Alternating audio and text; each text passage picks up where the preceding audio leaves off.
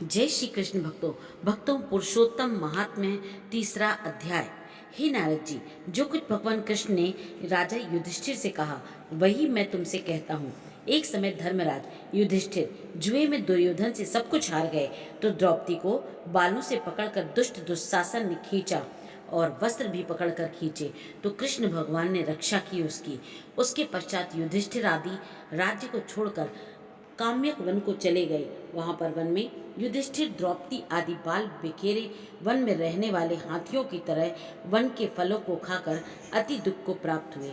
एक समय देवकी के पुत्र श्री कृष्ण भगवान उनको दुखी जानकर काम्यक वन को गए। उस समय युधिष्ठिर आदि श्री कृष्ण भगवान को देखकर ऐसे प्रसन्न हुए मानो देह में प्राण आ गए हों। वे बड़े प्रेम से मिले और हरि के चरण कमलों में नमस्कार किया। द्रौपदी ने भी प्रणाम किया।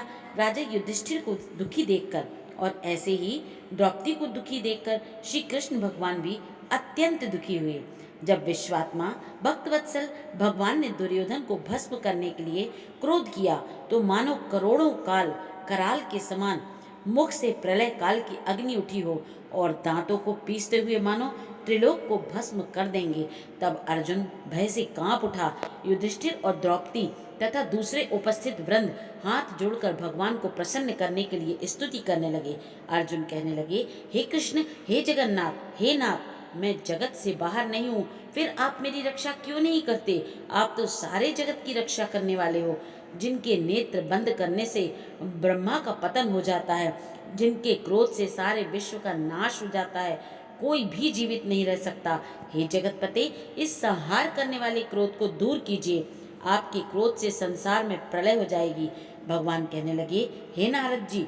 अर्जुन इस प्रकार कहकर हाथ जोड़कर श्री कृष्ण भगवान को नमस्कार करने लगे। तब श्री कृष्ण भगवान अर्जुन के इस प्रकार स्तुति वचन सुनकर शीतल हो गए।